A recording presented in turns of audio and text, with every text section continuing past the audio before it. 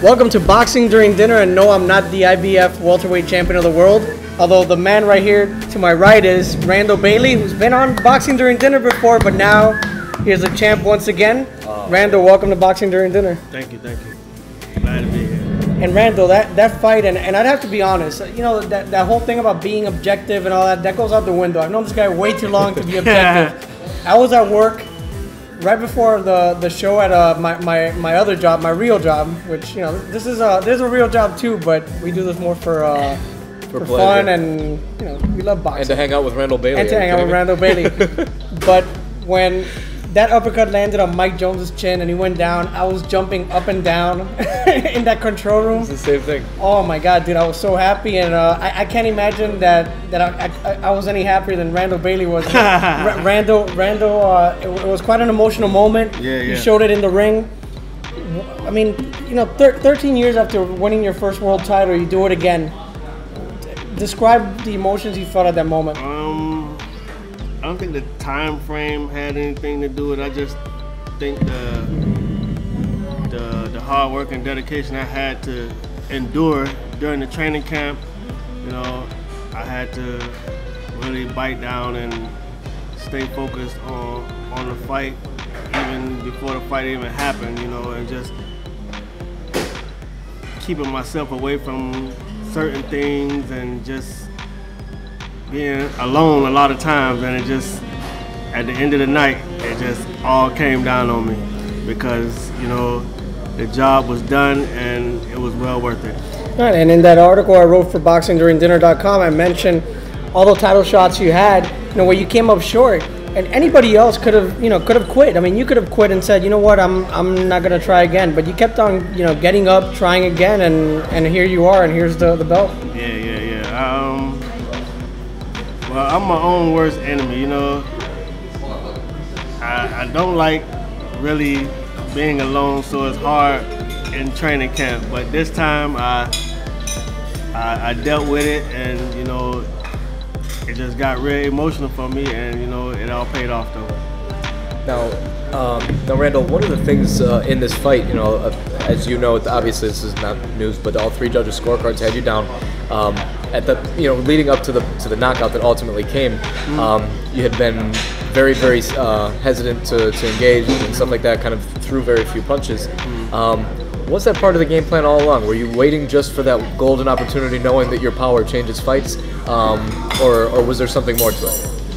Well, I kind of figured I would come out and catch him early and hurt him, but in the first round, I kind of grazed him on the back of the ear with a right hand, and it didn't catch him as good as I wanted to, and I knew he was probably going to take off after that, and he did, and he was moving a lot, and he didn't really sit down until I was able to catch him with the right hand, and he just sat down for a second. The right hand wasn't even placed exactly where I wanted it to, but it landed good enough to put him down. We're just saying a lot. If anybody who's seen this right hand, YouTube it.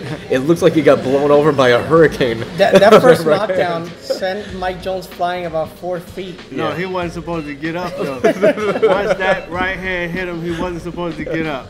But he did. But he did, and, you know, if you look at it, it was rushed, and my back foot wasn't really planted like I normally throw it. Right. And he, you know, it still put him down. But I kind of figured in the next round they would send him out to be aggressive, you know. And I tried to come over the top with it. I seen he was tucking his chin behind his jab, you know, pretty much like that. So I was like, okay, I got him. Let me just let him get a little brave, but he gonna run right into it. So when he threw the jab out there, I seen he tucked up on it. I just slipped to the side and came up with it. It's just now, being older and a lot mature, my comfort level in the ring is, I don't really worry about what's going on in there. Yeah. And that had to be the knockout of the year. And Randall, did you watch the fight afterward? Because the announcers there on HBO were kind of trashing you a little bit leading up to the knockout. Yeah, but they're not world champions right now, are they? I was telling Emmanuel Stewart about some commentating he did on Mike Jones when he fought Sebastian Luan. Yeah. And I told him I had the CD upstairs if he wanted to see it, because he was quoting saying that Mike Jones was like a younger Tommy Hearns. And I'm like, what? Where the hell do you see this? You know, and my whole HBO interview went that way because he had nothing else to say. He's steady thinking about, did I really say that? I'm like, yeah, you said that. You want me to go upstairs and get the CD? And he had nothing else to say. I'm like, okay. Yeah. Well, you've certainly closed a lot of mouths and put on the biggest story of the night outside of all that controversy. But for anybody who, you know, I remember even saying on Facebook, for anybody who was watching Heat Celtics, you missed one of the best moments in sports this year. And I don't think anybody would disagree with us because Randall's here with us. But anybody who knows his story, who knows his work ethic, Randall, you said it before, you live a clean life. The type of discipline you have to put in order to get to where you are right now, to have this belt around your waist again, is an incredible sacrifice. So to have him actually get there again. And he didn't test positive for PEDs. Oh, God. That man's had that right hand since day one. I thought after the knockout, I probably would get accused of something. And now, Randall, they're talking about Devon Alexander for your next match. They're talking about September 8th. Boxing scene says the fight's a done deal. Is it a done deal? And if it's a done deal, where's it going to take place? And are you allowed to tell us? He doesn't have a contract in his hands. I think that's what he's looking for, right? Yeah, I'm looking for the ink. No pen, nothing signed. And nothing signed yet, but we are talking, I guess. And the fight, I don't know where it's gonna be. They supposed to be looking for a site, but it will not be in St. Louis. All right. Woohoo! Thank God for that. Randall has if people don't recognize this, I know years ago, the Miami Marlins were called the Florida Marlins, right? Way back in time. That used to be their logo years ago when I was a little kid. And no more. No, that's not it anymore. But it's a new hat. It's a new hat, but this I think is like a throwback. Now they got that M. The letter M has got the I got one of those too. Why nice not? hat, though. Why not fight at the new Marlins ballpark? Bring Devon Alexander over here. I don't see why not. Well, how does the fight against Devon Alexander turn out?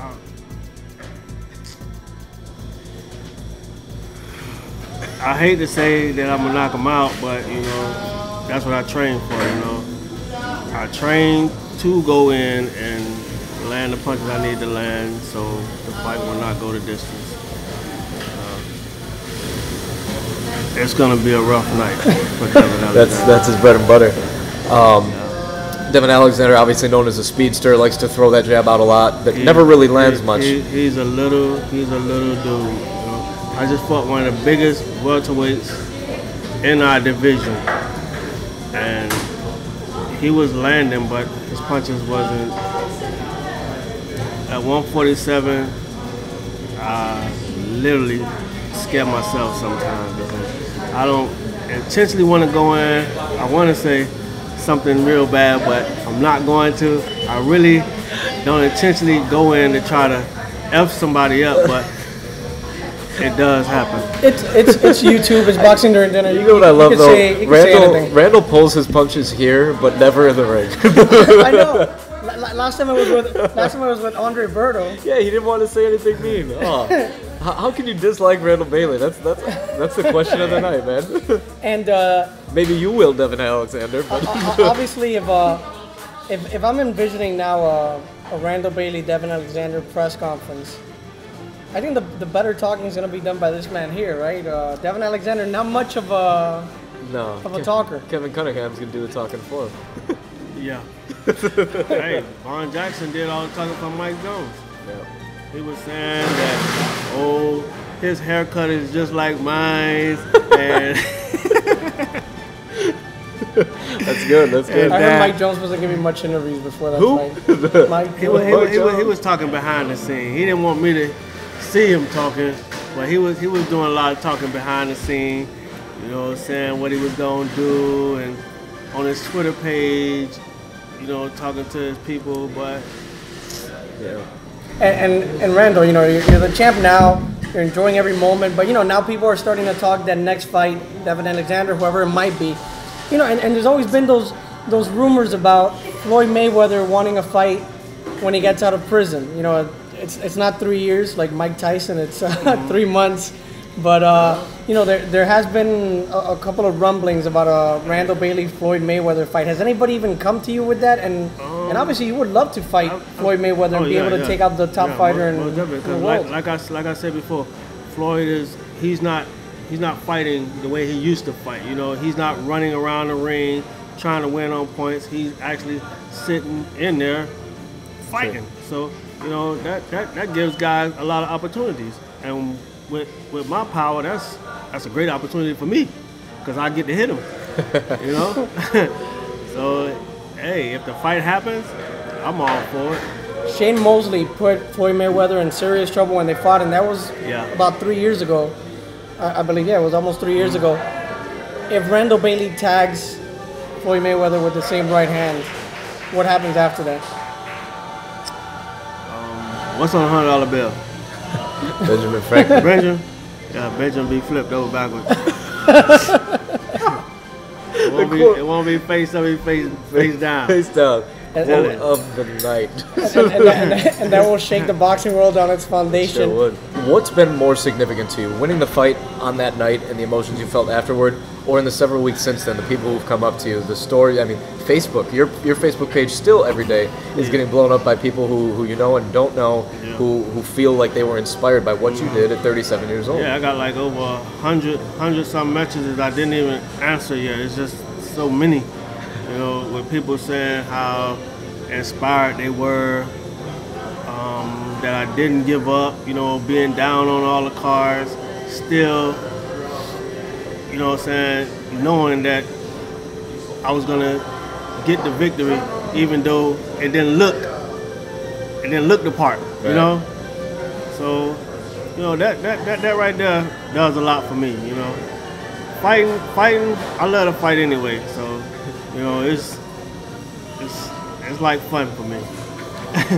Well, Randall, thanks for being once again on Boxing During Dinner. Whether you fight Devon Alexander, Floyd Mayweather, Manny Pacquiao, whoever, you know we'll always be in your corner. Yeah, we'll be watching. Cheering you on. And so that's Randall Bailey. Hopefully, for me, I hope he fights Floyd Mayweather. Big payday, you know, big opportunity. Well, if he knocks Floyd Mayweather out. Oh my God. I don't want to sit around and wait for Floyd to get out of jail. I guess Al Heyman is trying to clean up his shop, so I'm gonna help him out a little bit. And get rid of some of them hands that's out like this. That's all they is. They just a bunch of fighters sitting around with their hands out like this, but they ain't real fighters. So it looks like Devon Alexander may be in a world of pain really soon. But Randall, I'm looking forward to it. But Randall, once again, thanks a lot. Enjoy your title, enjoy the big win, and of course, you know, you can catch us every week here on Boxing During Dinner from Randazzo's Little Italy in Coral Gables, Florida. We didn't eat here because we all ate already. And if Randall would have beaten again today, he would have been fighting one of the Klitschko's. There's a lot of freaking that food. happens at Randazzo's. Yeah, so, it's about nap time. So with that, we're gonna take a nap, and we'll see you next week. All right.